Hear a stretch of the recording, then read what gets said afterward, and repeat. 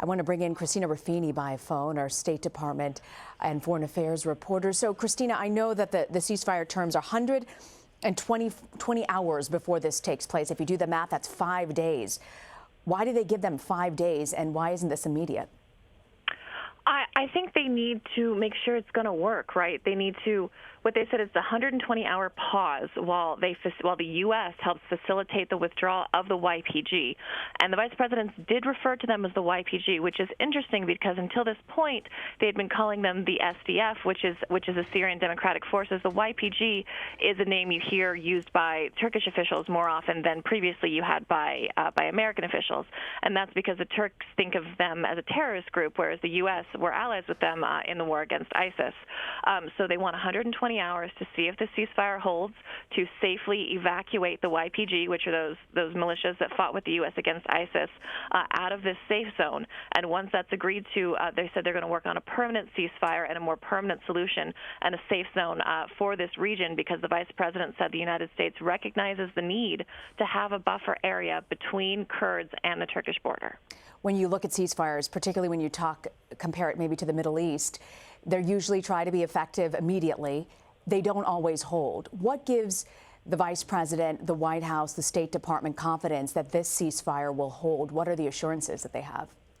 Well, they have said, if the Turks don't hold to their end of the ceasefire, they're going to instigate that second round of massive crushing sanctions, and that's the threat that's kind of been hanging over their head. Towards the end of the press conference, one of the journalists in the room very smartly asked what the concessions the U.S. gave the Turks to get them to agree to this ceasefire were, and the vice president said there weren't any other than the fact that they agreed to hold off on putting more sanctions on Turkey, and if the ceasefire holds and they feel like they're working towards a stable, permanent solution, the U.S. will be willing to talk about lifting the sanctions that are already put in place.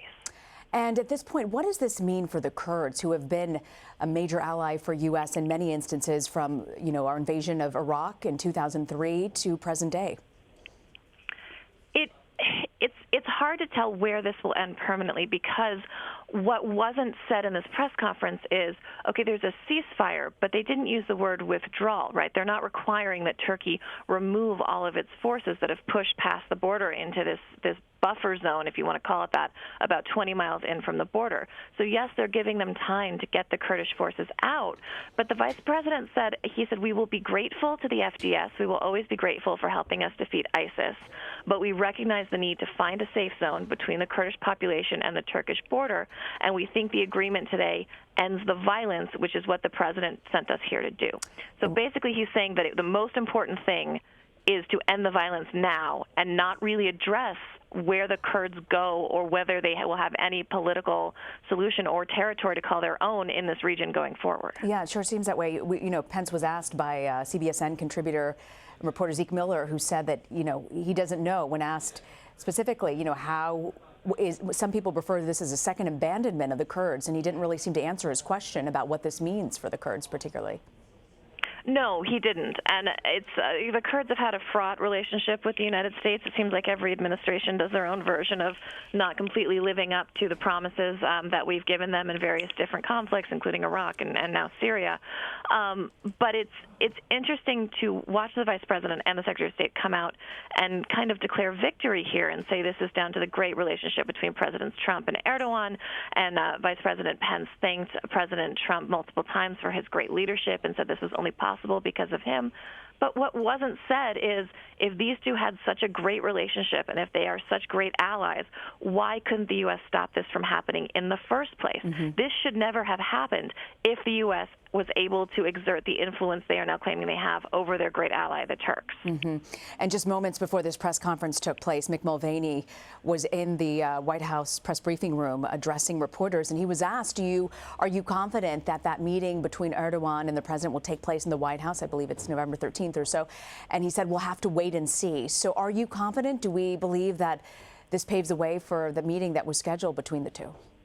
I think it's more likely now than it was 30 minutes ago. I think we'll have to see what the next 120 hours bring. I know the Turks have been reticent to say that, the meeting is off. They are saying the same thing. We'll see, we'll see. I think both these leaders believe in hip-check diplomacy and believe in face-to-face meetings and want to do things themselves. And I think both these men want to be in the room with each other. It'll just be a matter of whether the political winds are blowing in the right direction domestically for them to be able to justify meeting face-to-face. Christina Ruffini, thank you so much, Christina, for joining us. Thank you, guys. You bet.